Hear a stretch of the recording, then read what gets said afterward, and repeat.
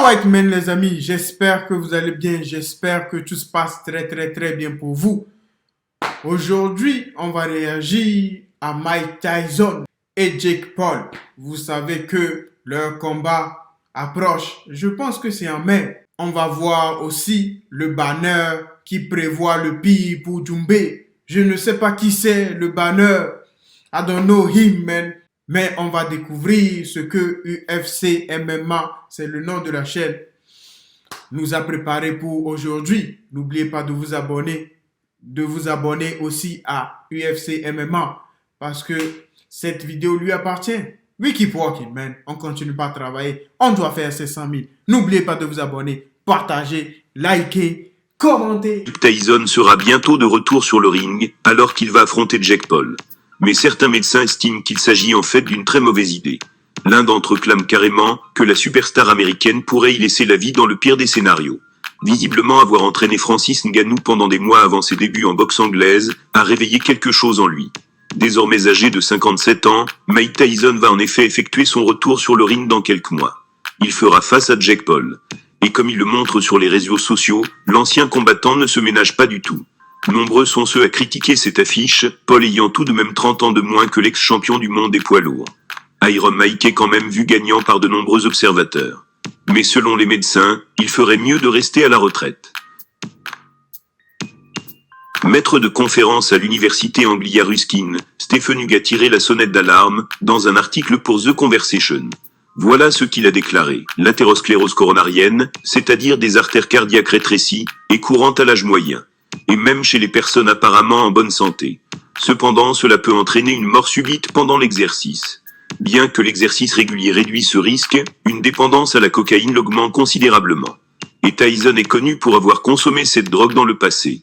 Ce n'est un secret pour personne, Tyson a usé voire abusé des substances récréatives au cours de sa vie. Or tout cela pourrait lui exploser à la figure, alors qu'il soumet son corps à une préparation ultra-intensive. Chose à laquelle il n'était plus habitué. Hugh va d'ailleurs jusqu'à expliquer qu'on pourrait devoir se préparer au pire. Il a ajouté, l'alcool est connu pour accélérer le rétrécissement du cerveau. Chez les personnes âgées, le cerveau a tendance à perdre du volume, ce qui allonge les veines de pontage et les rend plus vulnérables à la rupture. Le saignement de ces veines déchirées provoque une accumulation de sang qui exerce une pression sur le cerveau. Cela peut entraîner de la confusion, une perte de conscience, un handicap neurologique. Et dans certains cas la mort. Le retour de Mike Tyson à la compétition est évidemment une énorme nouvelle. Mais l'ancien champion du monde des poids lourds encourt de sérieux risques. Au-delà du résultat de son combat contre Paul, on espère surtout que le Kid Dynamite le terminera sans devoir aller d'urgence à l'hôpital. Oh là, les amis, c'est fou. Moi, je ne sais pas pourquoi a-t-il décidé de faire ce combat, les amis. Je ne sais pas. Parce qu'il a 30 ans de moins que Jake Paul. Et s'il avait juste 5 ans ou 7 ans de moins, il pouvait le battre facilement. Je ne dis pas qu'il ne peut pas le battre, mais il a presque 60 ans. Jake Paul, il a 27 ans. Je ne sais pas si vous vous rendez compte, les amis, de l'écart d'âge.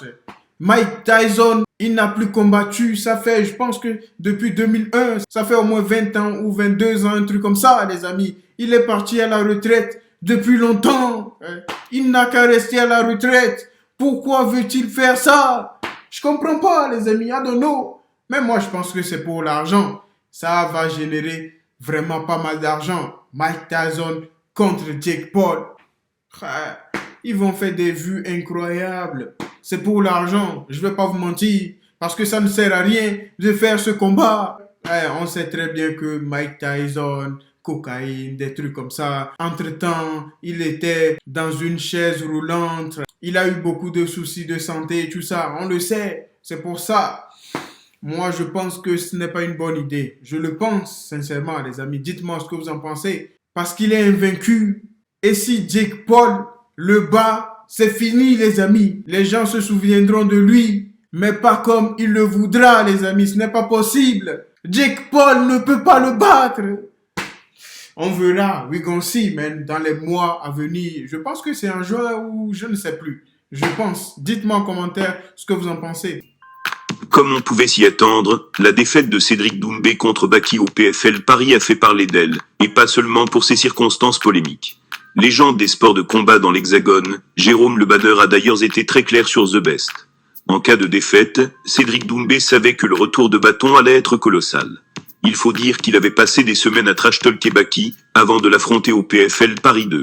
L'ancien kickboxer affirmant ne pas croire un instant qu'il avait des chances de perdre. C'est pourtant ce qui s'est passé début mars. Alors certes le contexte reste hautement polémique, puisque Doumbé a vu l'arbitre le déclarer perdant par TKO à cause d'une écharpe dans le pied. Alors même qu'il avait demandé à simplement la retirer pour poursuivre le combat. Il n'empêche qu'il s'agit de la première défaite au MMA de la légende du Glory, et ses détracteurs s'en sont évidemment délectés. Car des haters, on peut dire que Doomsed en a énormément. Showman sur et en dehors de la cage, provocateur à souhait, et adorant la guerre psychologique, Doumbé s'est fait un sacré paquet d'ennemis au fil des années. Mais en même temps, il est indiscutable que sa personnalité a grandement contribué à populariser le MMA dans l'Hexagone. Ce qu'a d'ailleurs tenu à rappeler le grand Jérôme Le Banner, lors de son récent passage sur l'émission de Chill & Fate. Voilà ses mots, quand tout va bien pour lui, ça me fait chier. Par contre quand il y a un petit problème comme ça va le rendre meilleur. À un moment donné d'être bras dessus, bras dessous suite à sa défaite contre Baki, c'est ça Cédric. Il parle beaucoup, ça fait partie de son tiroir caisse. Mais voilà s'il te rentre dans la tête, tu es mort. Il est comme un ver dans une pomme. Mais il faut ça pour le sport. Comme Badrari, c'était le badass. Bon Cédric c'est pas le badass, mais il faut ce genre de mec là, pour qu'on en parle. On n'a jamais autant parlé du MMA qu'avec Cédric Doumbé. Clairement, Geronimo reste un grand fan du franco-camerounais. Notamment pour l'exposition qu'il apporte à sa discipline. Mais à présent, l'ancienne légende du K1 prédit des temps difficiles pour Doomsed. Il a ajouté ceci, je l'adore, on se connaît. On s'est parlé 2 ou 3 fois, et il est super gentil. Mais ce que je lui dirai maintenant, c'est que l'ascension va être très dure. Parce que tout ce qui monte, redescend. Et à un moment donné, tu vas croiser ceux qui vont monter, et toi tu vas descendre. Mais c'est un brave mec. Mais là je pense qu'il va avoir des journées, des mois difficiles. À provoquer tout le monde sans relâche, il faut savoir accepter de payer le prix quand ça se retourne contre vous. Et c'est précisément une expérience que Cédric Doumbé est en train de vivre. Pour autant, Jérôme Le Banner ne voit pas pourquoi il devrait changer d'approche. D'autant plus que celle-ci a grandement aidé le MMA en France. Oh là là là là, shout out to UFC MMA Actu. Très bonne vidéo. C'est vrai les amis, on a oublié Cédric Doumbé. On l'a oublié depuis que Baki l'a battu. Même Baki, on n'entend plus parler de lui. Mais je pense que Cédric Doumbé prendra sa revanche en mai. On espère bien que le combat aura lieu. On espère bien. Mais plus sincèrement, Jérôme Le Banner, je ne le connais pas. Mais je viens de voir sa photo. Donc, ce qu'il a dit dans son interview, franchement, chapeau. Tout ce qui monte, redescend. C'est vrai que c'est à cause de Cédric Doumbé que le MMA en France a pu prendre cette ampleur, les amis. Il faut le féliciter quand même. C'est à cause de lui, parce qu'on entend parler du MMA français jusqu'aux États-Unis, les amis. Parce que c'est un enjailleur, il met de l'ambiance, ça fait partie de sa personnalité. C'est comme ça. Dites-moi en commentaire ce que vous en pensez. Life is life.